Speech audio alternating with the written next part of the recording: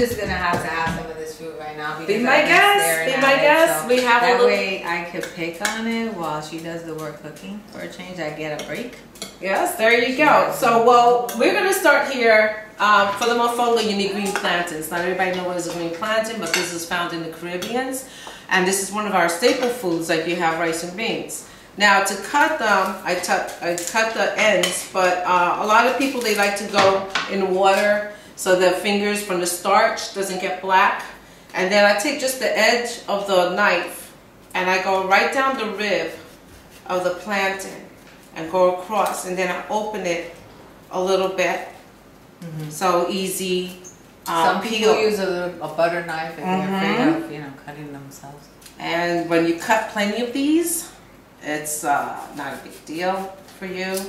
Now, I'm just going to do real quick cutting on the rib, just to cut, right?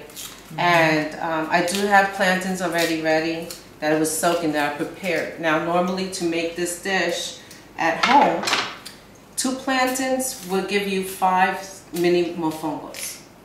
So you're gonna make like little balls? Yes, I'm gonna make little balls, and I have the sauce. If you were making like in the restaurant, typically. Well, in the restaurant, it depends how many people. Yeah. For one. For one serving is still, that would be considered the large. So 2 plantains would yield 1 nice size mofongo. Okay. Okay. And see, as I just put my finger in, you go back and forth, and it slides do right like about an inch as you cut them, an inch or a half an inch, because you're gonna have to fry these, and you don't want it to be too hard and too These soft. Are cut last night. I had it prepared soaking. You want them to soak in salt water so they don't turn black. So I'm just gonna throw these in, mix it up. Now I'm gonna drain them, because when you fry them, you don't want the oil to splatter all over to jump back. Normally I turn off the flame and then drop them in, but you have a nice fryer here. Oh, thank you. That's Old Faithful. That's Old Faithful. I had that like for years. So I'm gonna rinse this. Now I must say, what I'm gonna do is a little different. Normally people, they boil it in chicken broth, or you could fry it. Boiling I would prefer because it's healthier, and especially I'm going to have it in oil frying. But you know what? Oil, you get it done 3 minutes, done. Because normally it takes about an hour and 15 minutes, and that's too long. And typically that's the way they serve it, and the way they make it in a restaurant, the way it's served. And I like it fried better, but everything fried tastes better, but not necessarily as healthy for you. And I like cotton cloths to clean and what dry kind of my oil food. do you use? I use canola oil. This That's is canola. just my preference. Okay. This is canola oil. So we won't feel as guilty. So, exactly. I try to stay with the corn. Well, but I use a lot of olive oil, in my cooking as well. Canola oil. I don't fry as many things, but I do enjoy the frituras. So. Okay. I'm not gonna lie. Now I'm gonna show something. The chicharrón, this is the salt pork. It comes as a slab, and we usually cure it before we cook it. So I have it soaking in salt and lemon, and I have it soaking for a few days. I like to do it. My mother would put it outside in the backyard and let it cure with the sun in Santo Domingo. So that's how they would do it, and then with the lemon and everything.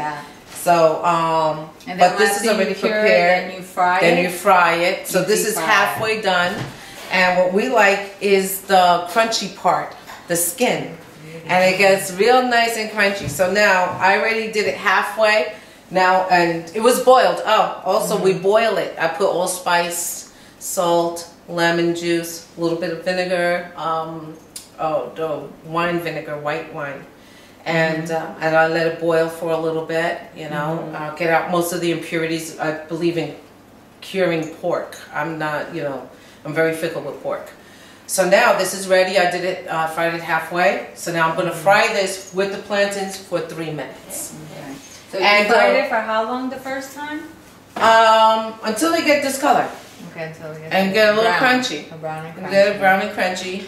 Okay. And also, the oil needs to be 350 degrees. Now, if you have a pot, you don't have a fryer, they sell the thermometers that you can put inside the pot, and you can see the temperature and try to keep it. And when you put the food in, it would go down, or if it gets too hot, you can always add oil. So like that, it will bring down the temperature of the oil.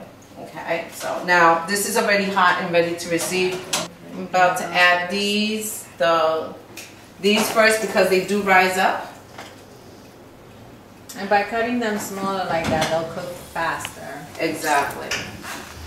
And I'll just put like 3 pieces. 4. Alright, now I've placed it in a little bit. And that has a little because I don't want it to rise. Yes. Cool. See, this keeps it, what I like about the electric fryers, the temperature stays constant. Okay. So, I am now going to put it timer for 3 minutes. Okay, and then we'll proceed into making. And now we're going to make the shrimp. While that is going on, thank you for that because, all right, now this was really hot before. You want the pan to be very hot, and what I'm going to use is a little bit of oil. Okay, this is also canola oil. I want it to be very hot. It's like a base for the frying pan. And put up the heat more. So you have it like on a medium to high? I have it on high flame right now because I want it hot. Because it cooks really fast. While that is happening, I'm going to take a few shrimps that I have. I like to have them already prepared. Oh, these are 2632s. And so they're very nice and big. Yeah. So as I have the oil heating up, it's hot now. I'll take this is about a half a tablespoon. Not a tablespoon. So that's a half a tablespoon. Okay, of garlic. And I'm heating it up. I don't want it to get too brown, you know, just a little translucent. Okay. Now I'll throw, a little bit of milk. This is about a half a cup. Fry that up. Whole milk? This is, I like carnation milk. It has a better taste. Okay. And see, it starts bubbling up. Now what I did was I prepared little pats of butter and I put flour, I rolled it up so it can help make the sauce a little thick. This is going to be done in a viola. Oops. So this amount of shrimp looks like it's good for, I guess, 2 servings? Yep. Okay. How many we have there? Just 3 of those big ones are fantastic. It's phenomenal. Okay. There we go. And the shrimp typically just takes a couple of minutes on each side. Okay. This looks delicious and it smells good. Too bad you can't smell it in the camera. That's why you have to make it. Alright. Okay, so now I'll put this lower. Alright, so next got this batch, and now we have this batch. Now what I'm going to do is... Here you go. That's not for you. I'm sure the paper towel if you need it. Oh, that's why I have it drained here. Okay. Okay, so it's drained. Okay, that's perfect though. So what I need is to put... So how many pieces? So let's chop that up. Okay. So everything you have in there is for about like 2 servings, I guess. Where is my... Okay, I can't find my chopper, so I'm going to use this because it should be in here. That's alright. So good. Now that's not... And another thing I forgot to put was, almost at least my gloves. Okay.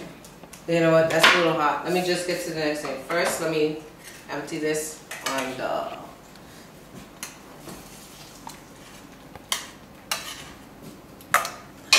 Put too many. Okay. I'll leave it for you. Yeah, just split it. Opa. This what? Okay. And just one the rest in here. So now we're gonna get ready ready to use that pilon, which is mortar and a pestle. For those of you that don't know what a pilon is, and she bought a beautiful one there. I really like it. Thank you. I found it finally, and I garnished with a little bit of parsley. I found it in West Patterson. So I was really happy, and my girlfriend, that she's Macedonian, actually knew where to find out. So Macedonians are into pilons. Okay. Now the only thing is, I need. All right, here we go. What we're gonna do here? Olive oil, just a little bit. Okay. My stick of butter. Now the reason I put the butter is we gotta do like a Julia Child. Everything is good if you have the butter. So take a pat of butter. Whee! And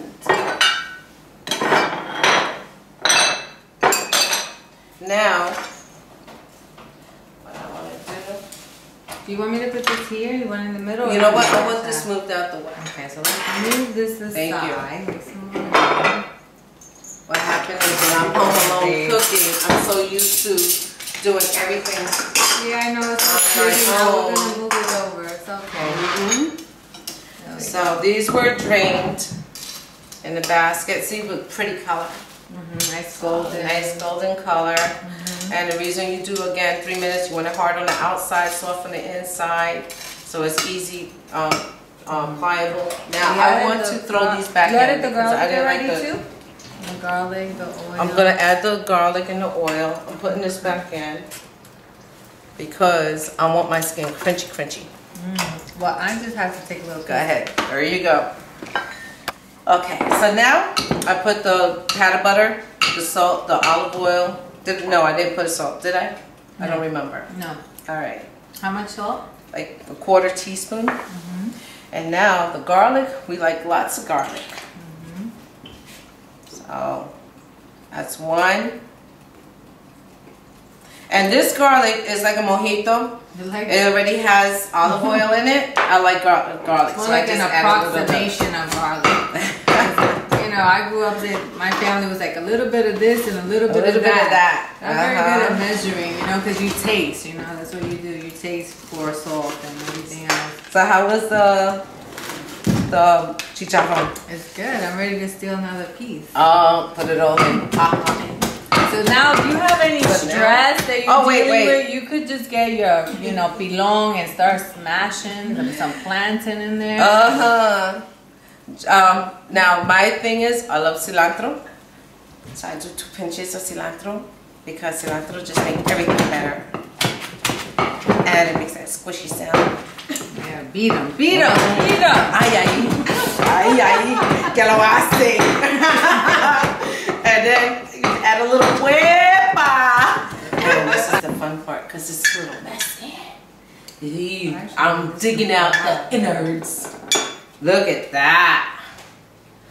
Is that enough, or you want me to pour a little more? Actually, I should have just poured a little more. That's it, because we're going to pour over. Now, in the restaurant, this is 1 mofongo, okay? This is 1 mofongo. You can serve it like that. We usually have like a deep dish, and then we put this in the middle. You pour the sauce over, and we put like a big chicharrón on top. And that would be your mofongo de chicharrón. Okay, in this case, and sometimes also what you were mentioning before, the relleno. You make a little hole in the middle, and then you mold. Yep, you put whatever you want inside, and then you close it up. Do they use like something in particular to mold it, like a bowl, and then kind of like? You know what? Toss it on. It's got to be Puerto Rican authentic. It's gotta be with your hands.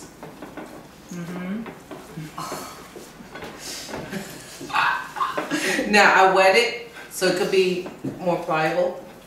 Okay. Again, if you boil it, you wouldn't really have to do all this, you know. But this gives it more flavor. Well, both ways give it flavor. So here we go. Let me just do the little balls. Okay. Okay. Make little ballies. And get up here. Get up, get on up. You can make them like little like meatball size. Yep, you can make little meatball size. And we're almost done. So you see how fast the shrimp takes. And that was a little meaty one here. This one has a lot of meat. Let me show it there. So whoever grabs this one has a lot of meat. Hint, hint. Oh, I already have dibs on that piece of pork crackling right there. That's mine. Alrighty. So now we pour a little bit more sauce. And we do have little meat shreds. From the pork. From the pork. Oops. Nice. And then sprinkle a little parsley. Pull that for me, please. Thank you. See why I put the gloves? And let me just put a little. Let me put this over here. Little cleanup. Now it's always good to clean your dish. And so you put the shrimp on the side or on the plate or? Well, for mofongo, the chicharron, that's it.